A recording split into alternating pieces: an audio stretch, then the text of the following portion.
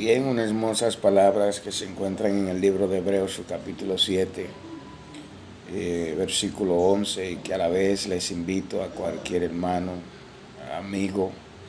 Son muchas las preguntas y inquietudes y cuestionantes en la cual mucha gente vive haciéndose referente a esto. Es un punto muy, diríamos, delicado porque toca totalmente lo que es los intereses. Eh, lo importante de esto, querido amigo hermano, es que la palabra no se predica para agradar a nadie. Jesucristo nos dijo que recibiríamos aplauso y seríamos bienvenidos a muchos lugares cuando se establezca lo que dice la palabra y que el Espíritu Santo nos ayude a cumplirla entre nosotros mismos. Pero el que predica o dice la palabra del Señor, todo cristiano, todo evangélico, todo evangelista, predicador, que se nutre de la revelación de la palabra y la establece, sea una congregación, a una multitud, créame que en el mundo espiritual no quedará todo sereno, ya que las palabras totalmente están en contra de toda brisa del mundo que a través de aplausos y conveniencias se han introducido también en muchos templos. El verso 11 del capítulo 7 dice: si pues la perfección fuera por el sacerdocio levítico, porque bajo él recibió el pueblo la ley, ¿qué necesidad habría aún de que se levantase otro sacerdote según el orden de Melquisedec y que no fuese llamado según el orden de Aarón? Porque cambiando el sacerdote, necesario es que haya también cambio de ley. Y a quien de quien se dice esto es de otra tribu, de la cual nadie sirvió al altar. Como decía, es un tema muy discutido. Muchos lo han establecido a favor de ello mismo, otros lo han establecido fundamental y totalmente por lo que establece sus palabras. Sabe que Abraham, cuando fue a la batalla en contra de Cordolomaliel, el botín que recogió de allá se lo entregó a Melquisedec, rey de paz, rey de Salem, que significa eso mismo, paz. Melquisedec aparece en la palabra y dice que Abraham entregó su diezmo. Esto fue antes de la ley, lo que sé que muchos líderes cogen para apoyar lo que se establece más adelante en el tiempo de la ley, cuando ya Moisés estaba en la tierra. Él le entrega los diezmos a Melquisedec, pero debemos de saber que viene de un botín, de una guerra, y no es que Dios quiere lo sangriento, pero es una diferencia muy grande a como le dan explicaciones en este tiempo. Pero no obstante, esto tiene un gran significado y una gran importancia. El libro de Hebreos capítulo 7, y puedes leer el capítulo 8 y el capítulo 9, que te vas a enterar y vas a comparar lo que es el sacerdocio levítico, como dice el libro, y lo que es el sacerdocio del Señor Jesucristo, comparándolo con Melquisedec. Vamos a ver los rastros de Melquisedec. Sabemos que, viéndonos anteriormente al tiempo de Noé y hablando de lo que es descendencia, Melquisedec tiene que venir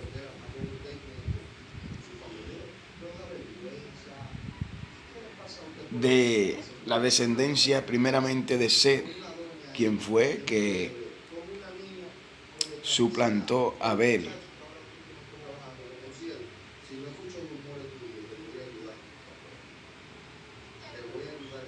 También tiene que venir de la descendencia de Sem, hijo de Noé. Tiene que venir de esta descendencia. puede venir de Acán, no puede venir de los otros que representaban el oriente, donde nacen los chinos y esa persona, Jafet y todo eso. Melquisedec se aparece y no aparece su descendencia, sino que es real el sacerdocio, rey de Salem. También se establece de que Jacob le promete diezmo a Dios, pero Jacob lo que está negociando, ya que Jacob desde el principio era un negociante y vamos a decir, estafador, ladrón desde el vientre de la madre. Y quiere negociar con Dios. Si tú me das, si tú me libras, yo te daré el 10%. Bien, eso está antes de la ley, en la cual Moisés no había llegado a la tierra, incluso ni siquiera el pueblo de Israel existía para llevarlo a esclavitud a Egipto. Sé que de este punto es donde muchos se agarran. Ya existen las 12 tribus. Abraham tiene a Isaac, Isaac tiene a Jacob, Jacob tiene las 12 tribus. Ya entra la esclavitud en el pueblo de Egipto de los 430 años. En los 12 hijos, más uno que fue una hembra que tuvo Jacob, pero la hembra no se cuenta. En ese tiempo no se tomaba en cuenta la hembra, solamente 12 tribus, 12 hijos. Jacob se muestran en la Biblia que fueron los 12 patriarcas de las 12 tribus del pueblo de Israel. Entre estas 12 tribus hay una tribu que se llama la tribu de Leví y hay otra tribu que se llama la tribu de Judá. Escúchame bien. Por eso te dije que leyera a Hebreos 7, 8 y 9. Y te estoy hablando del Nuevo Testamento. Te estoy hablando del tiempo de lo que es la gracia. El tiempo donde muchos se establecen para seguir hablando de este tema monetario para sus beneficios y caprichos emocionales, pasionales y no quizás importantes para las necesidades de aquellos que le necesitan. Ya el pueblo de Israel entra a Egipto con un nuevo faraón luego de que José fuera llevado cautivo y vendido por sus hermanos. Dura 430 años de esclavitud. Algunos y muchos, la mayoría, se saben la historia de Moisés. Dios llama a Moisés para libertar a este pueblo. Dios representa su poder grandioso sobre Egipto, enviándole 10 plagas, en la cual cada plaga de esta representaba un Dios para ello. Cuando ya salen de la esclavitud, que por fin el faraón, ya Dios permite que el corazón se le ablande para seguir estableciendo su propósito en él y que el pueblo de Egipto fracase en el mal cuando lo fuera a cruzar, cuando el mal se abrió. Ya después que cruzaron todo esto y todas estas travesías, Moisés sube a la montaña. Qué hermoso. Moisés era de la tribu de Leví. Allá en la montaña, Dios le da las tablas de los mandamientos. Dios le entrega la ley del pueblo.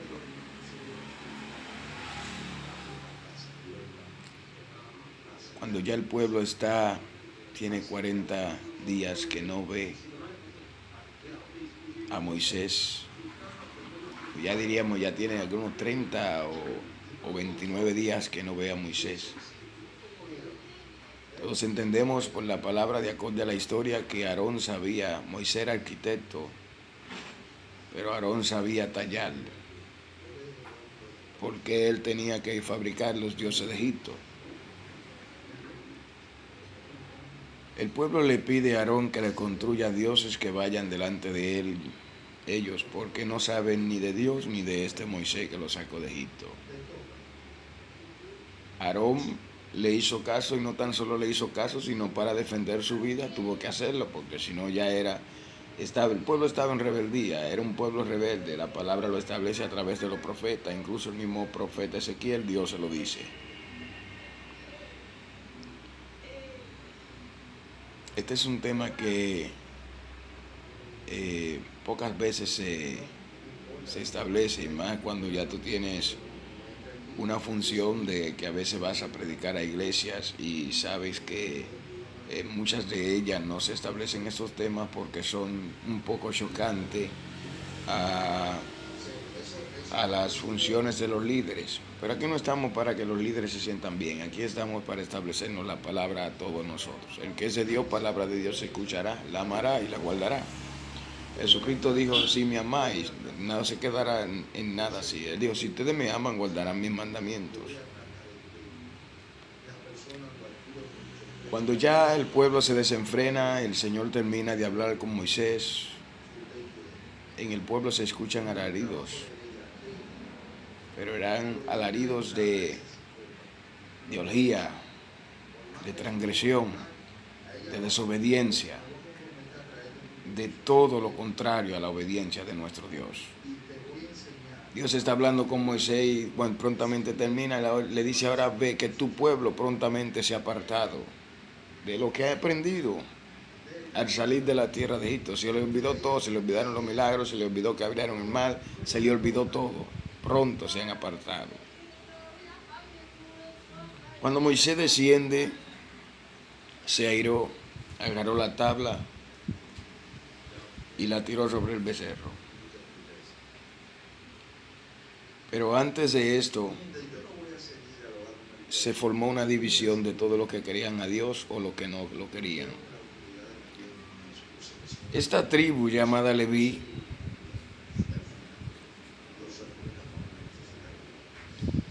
es la tribu en la cual se decide no postrarse y seguir en pos de la concupiscencia del pueblo de Israel, sino decidieron apartarse para Dios. Al ellos decidir esto de la misma tribu de Moisés y Aarón, Dios hace pacto con la tribu de Leví y son proclamados como real sacerdocio. O sea, el sacerdocio levítico, como se conoce en el Antiguo Testamento y como establece el libro de Hebreos, donde acabamos de dar lectura, que si este sacerdocio en este tiempo hubiera tenido función, ¿para qué entonces el sacerdocio de Jesucristo? Porque este sacerdocio iba a ser suficiente para aplacar la ira del Padre Celestial sobre el pecado, en la cual el Señor se hartó de estos sacrificios, y estos sacrificios no hacían nada, sino permanecer al ser humano alejado de Dios.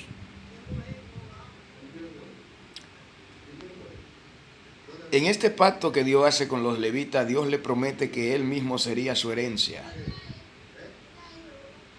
y que en esa herencia todo lo que el pueblo iba a dar a Dios tenía que dárselo a Él, a ellos, pues ellos eran los que estarían en representación del Señor. Aún así Dios mató a 2 de ellos, hijos de Aarón, por el profanar fuego sucio, sacrificio sucio en el altar del Señor.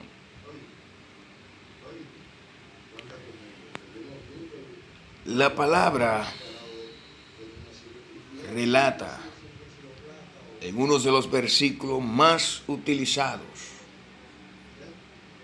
por muchos líderes en la iglesia, en las congregaciones, uno de los versículos más utilizados en el Antiguo Testamento es Malaquías 3, 10 o 3 del 8, 9 y 10 en adelante. ¿Por qué Dios llama ladrón al pueblo de Israel? Han pasado algunos 1000 o casi 2000 años, ya para cuando el profeta Malaquías habla de esta manera, en la cual Dios dice, maldito soy con maldiciones, porque le habían robado al Señor. El pueblo se sorprende, ¿en qué te hemos robado? Recordemos que Dios sería la herencia del pueblo, de la tribu de Leví, en la cual cuando Josué toma la tierra por heredad, ellos no recibirían heredad, sino que todas las cosas que le entregarían a Dios se las darían a ellos. En esto estamos hablando del 10% y los diezmos, porque la Biblia en el Antiguo Testamento, de acorde a Número y a Deuteronomio, no habla solamente de un solo diezmo. ¿Y qué significado tenían los diezmos? Pues la gente ahora creen que diezmo ellos allá 100 pesos y lleva 10 al templo y ya.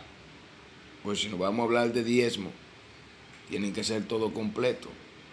Por eso yo siempre he dicho, si yo tengo una gatica y pare 10 gaticos, el gatico que es la primicia, según el Antiguo Testamento y según para muchos en este tiempo, el líder tiene que coger el gatico con el mismo amor que coge un becerro. Si yo tengo una vaca y pare un becerro de primero. Pues si yo tengo una mata de plátano y el primer racimo llega, eso él tiene que cogerlo con amor. Pero también si tengo una mata de, vamos a decir, de cualquier fruto que es muchas veces de rulo, a rulo casi a la gente no le gusta mucho, son pocos que le gustan. Tiene que coger rulo con el mismo amor que coge el guineo y el plátano. Pero eso no se ve en muchos lugares. Es un pequeño ejemplo, pero es una gran diferencia. Ya el pueblo, para cuando el profeta Malaquías, déjenme decirle, que se había olvidado totalmente de la manutención de los levitas. Y por tal razón el Señor dice que le habéis robado. Ahora otro punto clave, que se predica muchas veces, y lo he escuchado en tanta boca de líderes pastorales como también evangelistas y aquellos que presumen defender un liderazgo pastoral, defendiendo una función monetaria en un podio, en un púlpito, no para agradar a Dios, sino porque alaban al cabecilla más que a la palabra de Dios. El Señor dice, la nación toda, pero muchas veces se escucha que se dice todas las naciones. Y Dios no está diciendo todas las naciones me habéis robado. Él está diciendo la nación toda de Israel me habéis robado en vuestro diezmo y ofrenda, porque habían descuidado totalmente la manutención de los levitas en el pueblo de Israel, el pueblo escogido por Dios. Te estoy hablando que duraríamos quizá y llegaría la noche hablando de este tema, porque sí tiene mucha tela por donde cortar, pero la mayoría de las veces que se está cortando en este tiempo no es la costura y la medida que ya Dios dejó en el tiempo, en lo que conocemos y sabemos que vivimos en la gracia. Bien, el Señor se está refiriendo a la nación de Israel, no todas las naciones. Sabemos que para ese tiempo nosotros éramos simplemente gentiles y todavía para el pueblo de Israel somos gentiles. Y sabemos y entendemos que el pueblo de Israel, de acuerdo a los símbolos y metáforas, se dirige totalmente en el Torá. En el Torá, para ellos el canón no tiene gran validez, solamente la Torá. El canón lo establecemos nosotros, en la cual el canón se ha cerrado con el apóstol Juan en el Apocalipsis.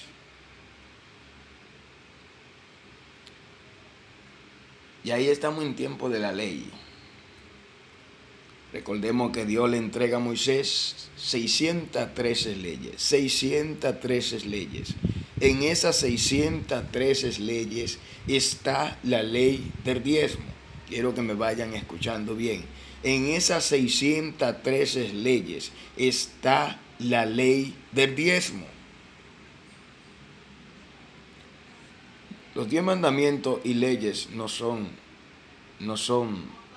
el pacto de Dios. Las 613 leyes dadas al pueblo de Israel, aquellas que no pudieron cumplir, no están incluidas en los mandamientos que Dios le entregó a Moisés.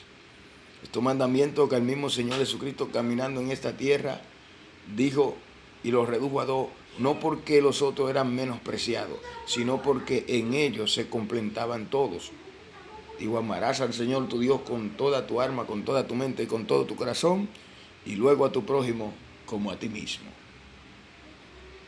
Hubieron algunos aspectos y momentos en los cuales el Señor Jesucristo abofeteaba los intereses de aquella persona y que siempre han existido para conveniencia de un grupo específico eclesiástico en esta tierra.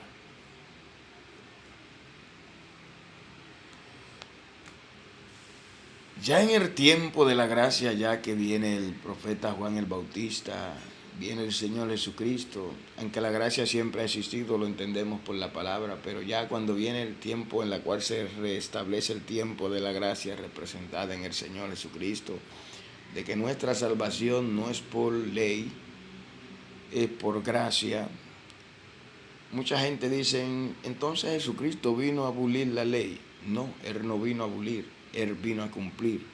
Él en la cruz dijo, consumado es. Él cargando la cruz del Calvario dijo, he aquí hago nueva todas las cosas. Él en la cruz del Calvario dijo, todo se ha cumplido. Elí, Elí, lama sabachthani. Todas estas cosas Él la cumplió. ¿La cumplió por qué? Porque nosotros nunca la íbamos a cumplir. El pueblo de Israel nunca la cumplió. Estamos en el tiempo de la gracia. Allá en Mateo capítulo 15 el Señor establece una palabra cuando le dicen tus discípulos, hablando de tradiciones y que los discípulos no se lavaban la mano para comer y que en sus tradiciones había que lavársela. Bueno, Jesucristo se va a algo más allá de las tradiciones, se va a algo más importante. Le dije, pero ustedes quebrantan el mandamiento de honrar a padre y a madre, en que dicen mi ofrenda de mi padre y mi madre es para Dios, y aunque cree que ayudan a Dios, quebranta también el mandamiento más importante con promesa. La cosa es tan delicada que si yo tengo 100 pesos, es mejor yo honrar a mi padre y a mi madre antes que llevarlo a la congregación. Mateo capítulo 15, usted lo puede leer. Estamos hablando con bases bíblicas. Ahora, no estoy enfrentando el que quiera dar, porque ya en el tiempo de la gracia confunden el diezmo con el dar. Lo que es diezmo en el tiempo de la gracia es la ofrenda. Lea según a 1 Corintios capítulo 16 y capítulo 8 y 9, cuando el apóstol Pablo se está refiriendo a la ofrenda, cuando la iglesia de Jerusalén estaba pasando persecución, pero ya en el capítulo 16 dice, cada primer día de la semana, cada uno traiga conforme lo que sienta, o sea, con amor, sin tristeza, dar con amor, con el corazón. No es que no se dé en la iglesia, no es que no se ofrende, no estoy contrapirando esto, siempre lo he dicho. Estoy estableciendo lo que dice la palabra. Estoy estableciendo que todo aquel líder que esté diciéndole a un miembro o exigiéndole diezmo está estableciendo un fraude en su vida, dado a que en el tiempo de la gracia no existe. ¿Por qué no existe? Primeramente porque la Biblia lo dice. El que guarda una ley y viola las otras es maldito. Entonces, si me dicen a mí que estamos en el tiempo de la gracia y no estamos en el tiempo de la ley, ¿por qué me exigen diezmo? Quizá usted dirá, no varón, pero si usted quiere no lo dé. No, yo aporto. Pero cuando aporto ni me gusta que lo sepan ni que lo vean. Me gusta hacerlo en las necesidades que yo pueda contemplar. Ahora claramente, si en el tiempo de la ley ya es cumplido, dicho por el mismo Señor Jesucristo, y la ley, el que guarda una y viola las otras, es maldito, entonces vámonos claramente a lo que acabamos de decir, por los mandamientos y diferencia a las leyes entregadas a Moisés, usted la puede contar. En las 613 leyes entregadas a Moisés está la ley del diezmo. Entonces quiere decir que el diezmo es una ley, o sea, me imponen todas las leyes que son abolidas, pero entonces la única ley que no es abolida sobre mí y sobre muchas personas inocentes dentro de la congregación es la ley del diezmo. No puede ser así, eso es pecado, eso es robar, eso es ser un pastor asalariado, un pastor que no le interesa la salvación de las ovejas, sino que le interesan sus intereses propios. A mí me llamo Dios, a mí no me llamo hombre. Yo pocas veces cobro para predicar.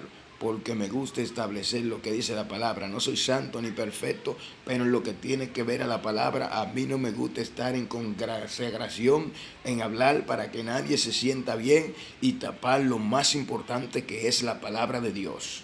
Este es un tema largo que quizás no haya minuto en el teléfono para discutirlo.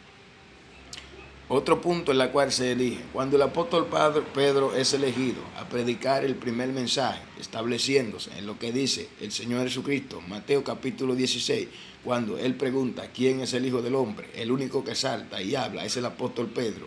Entonces el Señor le da una respuesta, que en esto los católicos están más perdidos que una aguja en medio del desierto con 4 planchas de océano encima.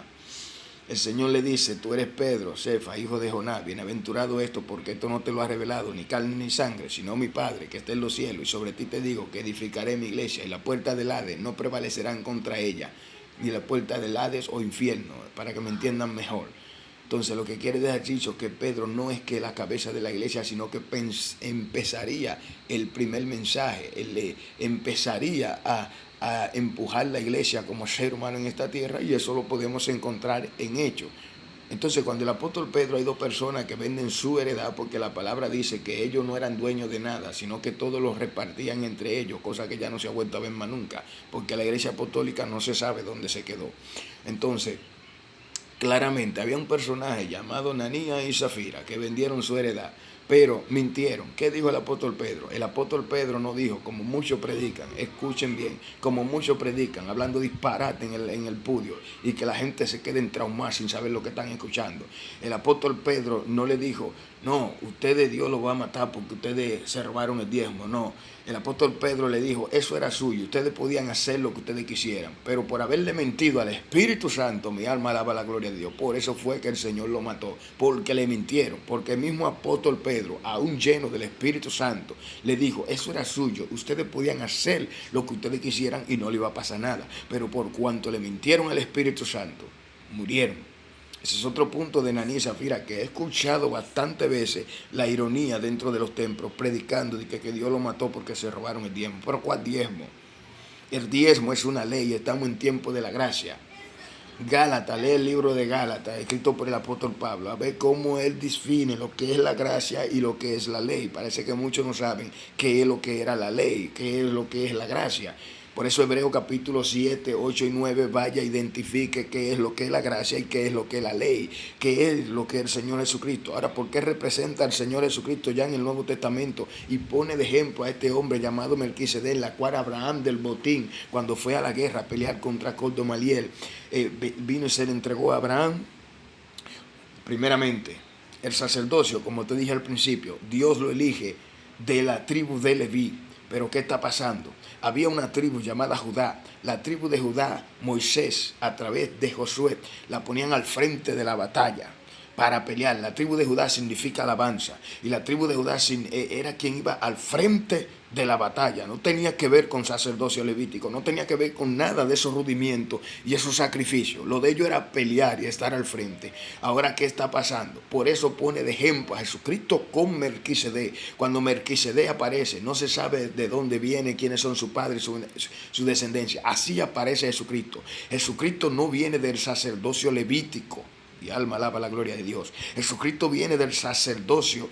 Jesucristo viene de la tribu de Judá, de la promesa que Dios le hizo a David. De ahí viene, usted lo puede y lo ha leído en la Biblia, no hay que ponerle tanto, no hay que buscarle las 5 patas al gato. De ahí viene, de la tribu de Judá. Por lo tanto, la tribu de Judá significaba alabanza.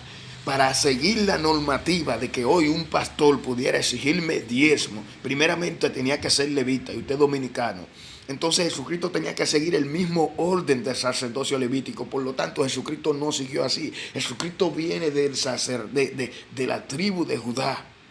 El rey de la tribu de Judá. Por cuanto él dijo, he aquí hago nuevas todas las cosas. Mi alma glorifica su nombre. Si el sacerdocio levítico hubiese permanecido, entonces hoy podrían exigirnos diezmo.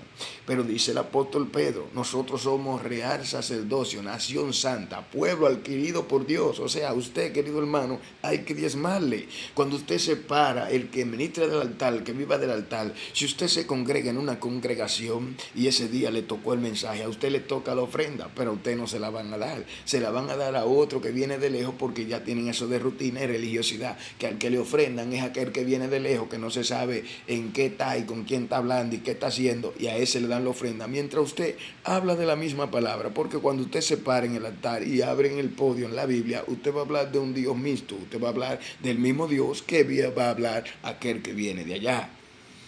Entonces, lamentablemente, nuestro pueblo, nuestra iglesia y nuestras funciones de adrenalina que nacen en el 1971, el neopentecostalismo, en muchas funciones que se fomentan basadas en que son el Espíritu Santo, lamentablemente viven muchas rutinas católicas que están fundamentadas, centralizadas y sembradas dentro de la iglesia supuestamente cristianas en esta tierra.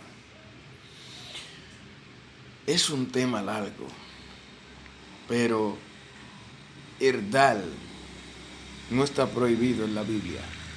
Lo que sí está prohibido son esos sobrecitos amarillos de que un 10%, y que porque usted está diciendo que usted está en la ley. Y si usted está diciendo que usted está haciendo eso, entonces usted está guardando la ley. Entonces usted tiene que guardarla a las 613, no una ni dos, no todita. Entonces, sea anatema todo aquel que no cree en Jesucristo. Usted sabe lo que significa la palabra anatema, es maldito. Todo aquel que guarde una y viole las otras se convierte en maldición. Esto es lo que establece la palabra, a menos la Biblia que yo tengo. No sé si los otros tienen una diferente, pero la que yo tengo es esta. Usted en la iglesia puede ofrendar lo que es diezmo en el Nuevo Testamento, es la misma ofrenda hoy. Usted puede llevar un 2%, un 3%, un 5%, un 10%, un 20%, un 50%, un 100%. Usted lo puede a todo, pero tampoco puede a nada. Y Dios no lo va a condenar por esto. Esto es lo que dice la palabra de Dios. Entonces, los líderes no pueden establecer sujeción sobre un pueblo y coger la palabra solamente a su conveniencia. Porque lo que el apóstol Pablo dijo, y lo dijo a los tesalonicenses cuando se descuidaron de la manutención de sus familiares y esperaban la venida del Señor Jesucristo, el apóstol Pablo dice claramente, el que no trabaje, que no coma. Y Dios le dijo a Adán desde el principio, con el sudor de su frente usted se mantendrá. Y en cuanto a la congregación, cuando iba a congregar, dije que no se dejen de congregar como muchos lo tienen por costumbre. Era porque habían abandonado todo y esperaban la venida del Señor Jesucristo, que dijo vengo en breve y todavía no ha llegado. Va a venir, pero no le dijo el día a nadie cuándo es. Entonces, claramente, hay muchos versículos en la Biblia que se utilizan para provecho y beneficencia de muchos güeyuses que no ven a los que luchan abajo. Los concilios, los institutos bíblicos, todas estas personas usan estos legados allá arriba para venir a abusar de la mente de los ignorantes. Pero Dios le dijo al profeta Isaías, mi pueblo se pierde por falta de conocimiento. Usted tiene la palabra. No le diga a todas las cosas amén, no le diga a todas las cosas si sea. Dígale las cosas amén a las que sí merecen ser llamadas amén, aquellas que están implantadas, fundamentadas por el Señor Jesucristo, inspiradas por el Espíritu Santo, entregadas a través de los apóstoles. 40 hombres en aproximadamente 1500 años escribieron la Biblia y la escribieron sin equivocarse, para que todos nosotros tengamos la mente abierta y saber en qué tiempo, en qué pie estamos parados y en qué camino estamos caminando, porque el verdadero camino se llama el Señor Jesucristo. A Él sea la gloria, el honor y la honra por todos los siglos de los siglos. Amén. Dios te bendiga.